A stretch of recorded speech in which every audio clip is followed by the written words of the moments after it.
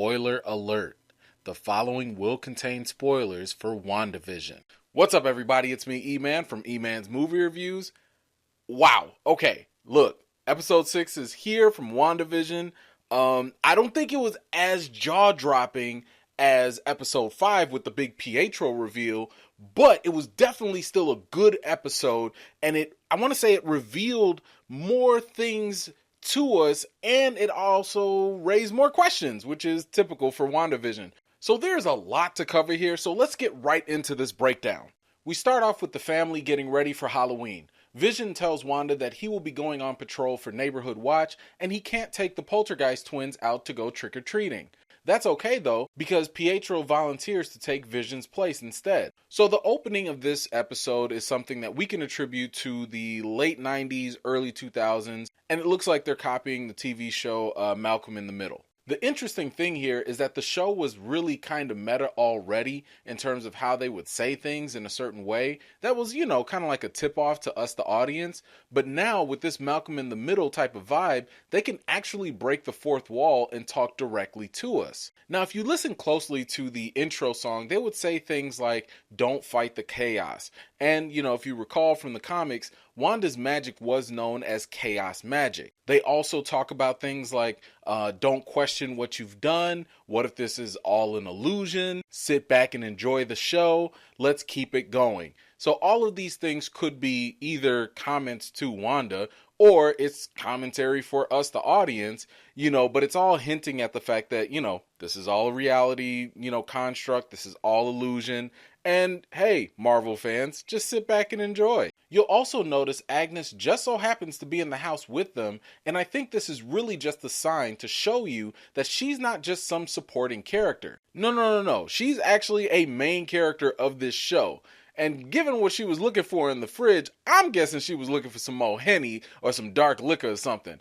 I still cannot believe Disney's got a whole alcoholic in their Marvel show. So by the way, when Wanda said that she was a Sokovian fortune teller, that is actually in reference to her parents in the comics who were fortune tellers. And Vision also made a comment that he didn't have any more clothes. But that was kind of a passive-aggressive jab at Wanda, because keep in mind that she's the one who creates things for all of them. So if something is missing or if there's a detail that's off, then that's on Wanda. Now, Pietro makes a comment during this scene about their childhood, and I want you to remember and pay attention to this, because I think it's going to be important later on. Pietro said that Wanda probably suppressed a lot of the trauma, and ironically, I think that's exactly what's going on.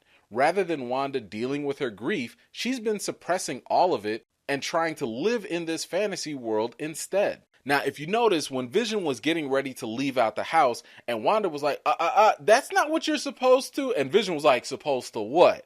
That goes back to what I was talking about before in the last episode about the fact that Wanda is not controlling Vision. And again, this has to do with the matter of mind control and free will and love. She's not mind controlling Vision, even though she could, because she wants him to love her back. And in order to have love, you need the freedom to have the choice to do so. So at the end of the day, Wanda is allowing him to think freely. Back at the sword camp, Hayward argues with Monica. She believes that if Wanda is the problem, then she also can be the solution. Hayward feels like she's being too sympathetic to superpowered individuals and kicks her, Darcy, and Jimmy Woo out of the camp. Now, Hayward had said something that, that everybody had like the luxury of optimism. And clearly, I think some real jacked up stuff happened from Thanos' snap to the blip when everybody came back. When we watched Endgame, it did seem as though the remaining Avengers and, other Guardians of the Galaxy were trying to do their rounds here and there. But from what Hayward was saying, it seems like things got even more rough than we probably assumed. Now, my guess is maybe this has to do with Skrulls. Maybe Skrulls had came through during the 5 years, causing a ruckus or whatever, because they are, I guess relatively superpowered in a sense. But this also goes to the point that, Jimmy Woo knew about Skrulls. He's just FBI. So my thing is like, I'm sitting here wondering, clearly Skrulls have been a thing. They've been a factor to the point where the FBI knows about them. And I'm assuming Sword clearly, because of Maria Rambeau's connection with them, they knew about them. So my guess is that during the 5 years, something happened with the Skrulls. Maybe this is what leads to the future show with Nick Fury and Talos for Secret Invasion, perhaps. But it could also mean other things were going on. Maybe other villains have been going around and causing havoc. And because half of the population was gone, half of the superpowered people were gone, maybe some superpowered people were doing bad things. So I think at the end of the day, right now with Hayward, he's probably just triggered from that time when everybody was disappeared and gone. Now, that does not give this man the unmitigated gall and the audacity to bring up Maria Rambeau. You ain't need to talk about Monica's mama and bring her up like that. I'm just saying this dude is a jerk, but I do think he might have had some other issues going on, but that still doesn't excuse the fact that he was a straight up jerk. The family goes out to trick or treat, and Wanda begins to test Pietro. He immediately calls her out on it. Wanda then meets up with Herb, and she learns that Vision is actually not on patrol with the neighborhood watch. Meanwhile, Vision is walking around and notices some neighbors doing the same actions over and over again. One thing to take notice, QuickSilver says, "Unleash hell, demon spawn." That right there is a quick reference to the comic books, because in there, Tommy and Billy actually were part of the demon Mephisto's soul. So in a sense, they were demon spawn in the comics. You also heard Wanda repeat the phrase kick-ass, and that term was actually a reference to the movie named Kick-Ass, where both Evan Peters and Aaron Taylor played in the film together. And of course, they are both playing the role of QuickSilver. Now, something else to notice, we got kids. There are kids in the neighborhood now. Recall back to the last episode when Vision mentioned this to Wanda. Now we all of a sudden have neighborhood kids all about. Even QuickSilver mentions this to Wanda when he asked her, "Where were you hiding all of these kids?" And Wanda goes on to say that she doesn't know.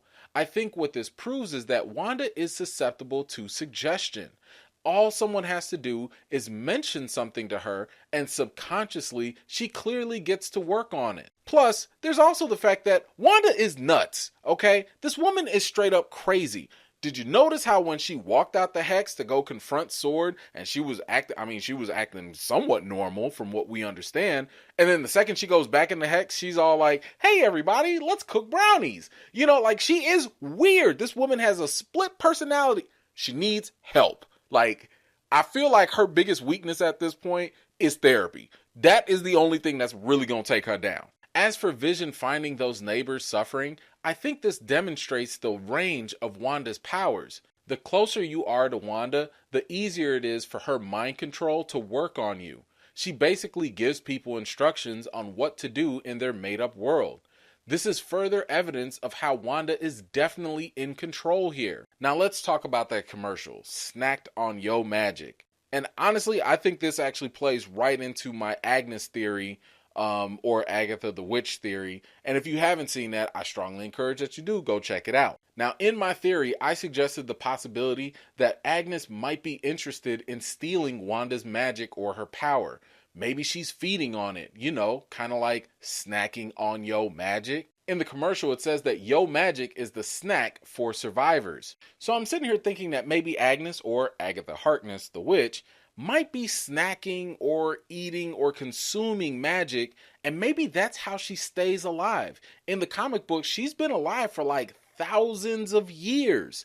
Maybe the way she does that is by stealing other people's magic. And if you think about it, Wanda is probably one of the most powerful magic users, and she's probably a straight up buffet for Agnes. Anyway, that's just my theory on it. If you've heard any other theories or other explanations on this commercial, please let me know in the comments down below.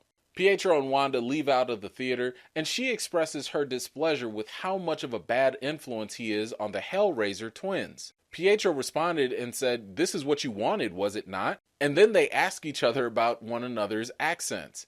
He said that after being shot, he only recalls being called up by Wanda. At this point, we also see Tommy manifest his powers for super speed, and he runs off with his brother. Now, did you notice this one thing with QuickSilver? He never really answers the questions, but there's something more important to notice here. His memory. He remembers what the MCU version of QuickSilver remembers. He has the memory of being shot in the street and then all of a sudden being called up by Wanda. This right here proves, I think, that this is not the X-Men universe version of QuickSilver. If he was from the X-Men universe, then he might have had different memories. Now, maybe if he had brought up events from the X-Men universe, then that would make a little bit more sense. But right now, this seems a little bit more like a reincarnated MCU version of QuickSilver, and Marvel is just really messing with us on a meta level by recasting him with Evan Peters. This is why I was trying to tell people like, yo, pump your brakes, just hold on, with all the talk of like, hey, now we have mutants and now there's a crossover, multiverse. We have to wait until we have more confirmation. And right now, it's looking like this is not the multiverse. It's not looking like we have mutants or anything. And I think the fact that he is recalling everything from the MCU, this just kind of confirms that, again, this is self-contained. We have not officially, crossed over and brought everything home yet. Back on the Sword base, Darcy begins hacking into Hayward's files. They find out that Hayward is tracking Vision. She finds out that Hayward is tracking Vision by tracing the decaying vibranium. They notice that Sword was able to actually see a head count of the people within the hex. They also notice that there are individuals who appear not to be moving at all. Okay, so here's something else that I think some people might have missed. And once again, I do think that this kind of gives a little bit more credence to my double vision theory. Yes, I'm going to ask you, if you're new and you haven't seen it, please go check it out so you understand what I'm talking about. Notice here that not only were they tracking the decaying vibranium, but for this last cut of the scene, real quick shot, it said that it was reacquiring an asset. That right there, I think, is huge. I've said it before and I'll say it again. I think that Sword was up to no good. Now remember, according to the Sokovia Accords and to Vision's own will, Vision cannot be used as a weapon. But I think that Sword kind of sidestepped that law and might have actually created like a different copy or a different version of Vision. Let's recall, if Vision really didn't want his body used as a weapon according to his will, then why was his body being dissected by Sword? Clearly, they wanted to study him to possibly reproduce him or do something else with him. By calling him an asset, I think that implies that the Vision Wanda took wasn't the real Vision. It's probably the copy that Sword actually owns. Again, their asset. So again, just to kind of put a little emphasis on this whole asset thing, I think that the motivation would actually make sense, especially with Hayward, right? Because we've seen Hayward be kind of triggered by superpowered individuals. I wouldn't be surprised if this man was actually trying to find a countermeasure to superpowered individuals by making, secret weapons or androids to protect people. Now, this could also be in line with in the X-Men comics and the lore of how humans had to start creating sentinels. They had to create, again, AI, nanotech, robotics. Didn't Hayward talk about that? That is the new shift into what Sword is doing now. So it's not out of the ballpark to assume that maybe they were shifting focus to create weapons just like Vision, and maybe this is a way to keep those superpowered individuals in check. Vision continues to explore the town to see people motionless. He then runs into Agnes at the end of Ellis Avenue. She said she was looking for the town square but got lost. Vision wakes her up and she is surprised to see him. She then begins to laugh hysterically in a maniacal manner. He puts her back to sleep under Wanda's control and begins to walk towards the perimeter. Now, look, I think Agnes is lying. I'm just saying, even with Vision's question, right? How is it that you got lost in the town that you supposedly grew up in? And I guess that also begs the question, what exactly was Agnes doing? Where was she actually going? Notice when she was woken up, she had a very different reaction compared to the last person Vision woke up. When Vision woke Norm up, it was as if he was being tortured and he was suffering. Agnes, on the other hand, looked more like she was just woken up from daydreaming. She didn't appear to be suffering initially. She wasn't asking Vision to make Wanda stop or anything like that. She asked if Vision was there to help them and if she was also dead. Why would Agnes think that she was dead rather than being in shock from Wanda's emotional torment. Also, pay attention to the point that Vision doesn't even know what an Avenger is. He doesn't recall anything. He said this before in the last episode when he was fighting with Wanda. He said that he couldn't remember anything prior to Westview. Now, I will come back to this point later, but just remember the fact that he can't remember anything for now. It will be important, I think, later on. Meanwhile, at the Sword base, Monica gets a text from her friend that will help her go back into the Hex. Darcy warns Monica against going back in because apparently Monica's cells have been altered, and Monica dismisses the warning. She insists on helping Wanda. Darcy says that she'll stay back because there's still something big going on with Hayward's files. So clearly Monica is sympathizing, I think, with Wanda's situation, because I think that they have this shared, grief with losing a loved one.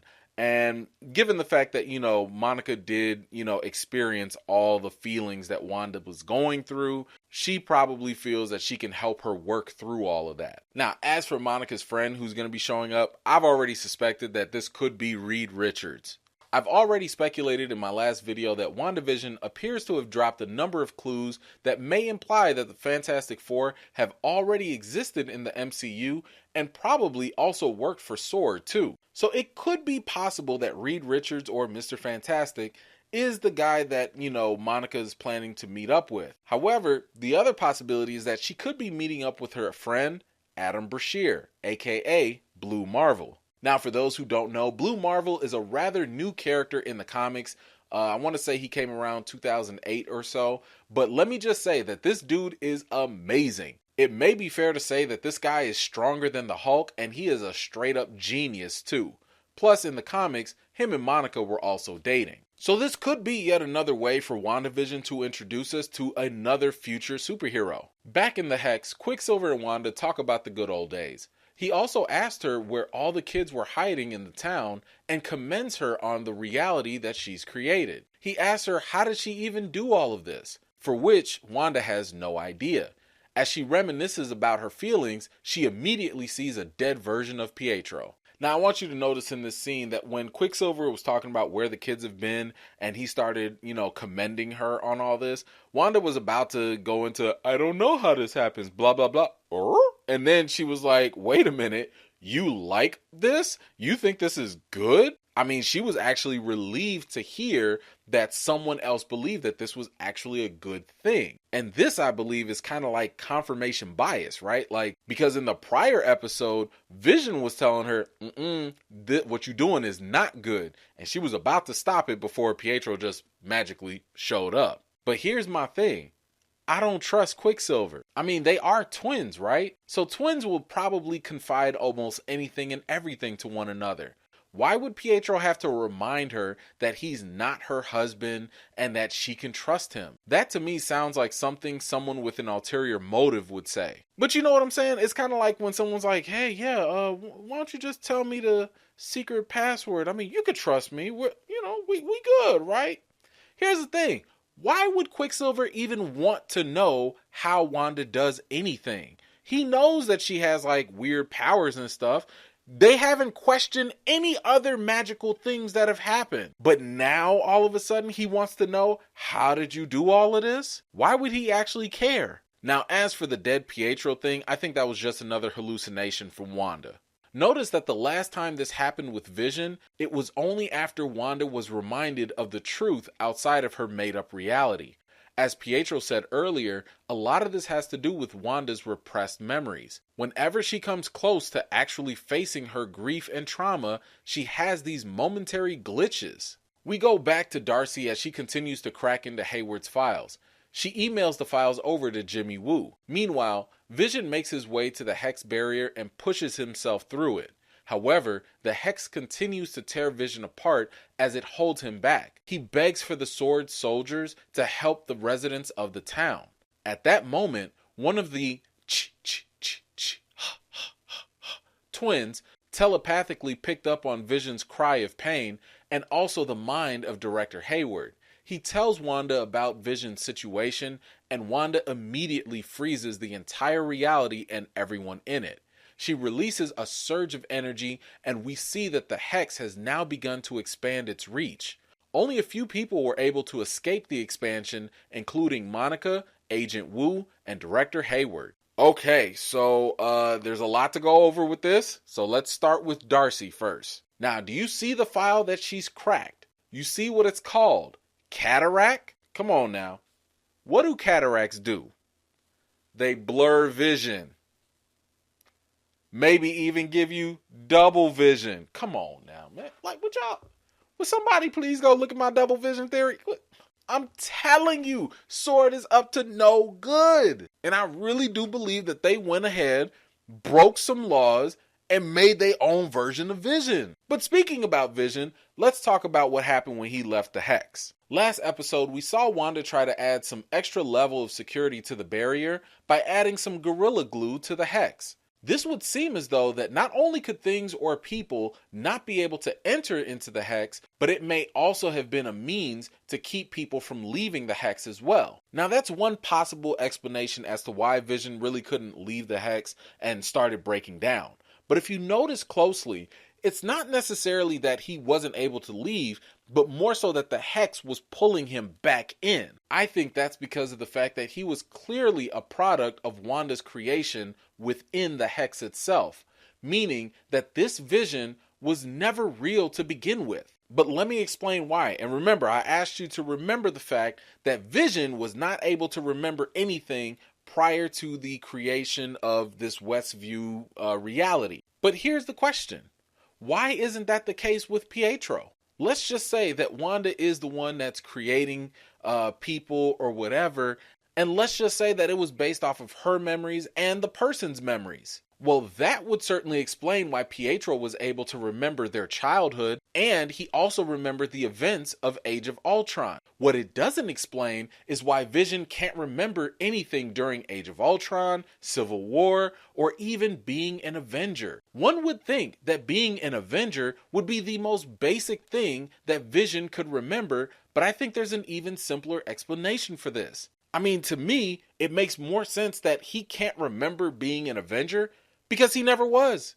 And because he's not the real Vision. I mean, think about it. He can't think before Westview because his creation or his birth literally starts when the fake reality began. This is why I think Wanda never stole the real Vision's body and instead stole one of Sword's assets. So this version of Vision can only exist inside of this created reality, mainly because he was never a real boy to begin with. Now, as for Wanda, notice when QuickSilver makes his quip saying that it's not like your dead husband can die twice, Wanda lashed out at him. And after that, when she learned that Vision is potentially dying, she released a huge surge of energy. We've seen her do similar feats before in Age of Ultron when Pietro died then. She then expands the Hex to increase its range. So I believe that this confirms two things. One, that Wanda's powers are proportional to her emotional state. The more, angry she gets, the more upset or whatever she gets, the more powerful she becomes. The other thing I think this confirms is no matter how much she's sitting here talking about, I don't know how this happens, I don't know how this created, it doesn't matter. This woman is clearly in control. If she has the ability to seal up the Hex, to grow the Hex, then obviously the Hex is all her doing. Other forces may be at play, but as I've suggested earlier with the children in the neighborhood all of a sudden appearing, Wanda is highly susceptible to the power of suggestion. So let's not get it twisted. She's clearly doing all of this, but just because other people might be feeding ideas in her head, she still has ultimate control over this Hex. Like Monica said, if she was the problem, she can also be the solution. Well, that's all for episode 6. I think this was actually a really nice setup for the final 3 episodes because it's 9 episodes in total.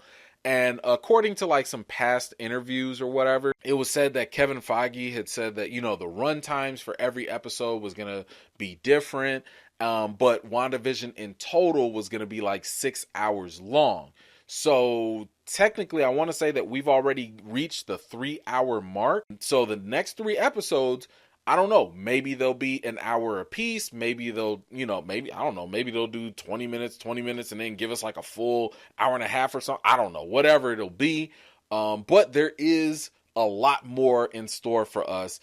And I already know that just means it's going to be more work for me with these breakdowns, because the more they give us, the more I got to dissect. But that's okay, because I'm here for y'all to help y'all out and give you my perspective on things. So have no fear, I will be here for you. So what did you think about this episode? And what are you looking forward to in episode 7? So as we talked about in the last WandaVision live chat, I will be doing, as you guys requested, a Monica explanation video. Now, for you comic readers out there, that might not be a video for you because you already know what's going on with her. But for some of you that are just not as familiar with the comics, this is going to be something for you to just kind of understand where they're taking her character and how it makes sense. Don't forget, this Friday, I will be going live again. We will be doing a live reaction and a spoiler chat to talk about episode 7 of WandaVision. I really hope that you can join me.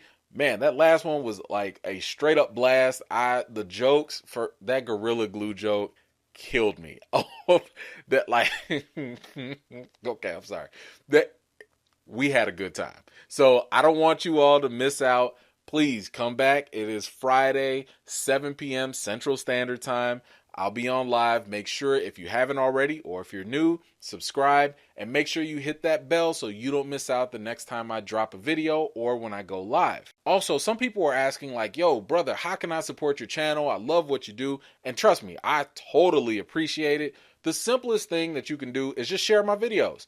When you share my videos, that really goes a long way in supporting my channel and helping it grow. And at the end of the day, it really means a lot to me. Anyway, that's all I got for today. Thank you so much for taking the time to watch my video. I absolutely appreciate it. I've got more videos and reviews to do for you all. And until next time, I'll see you all later.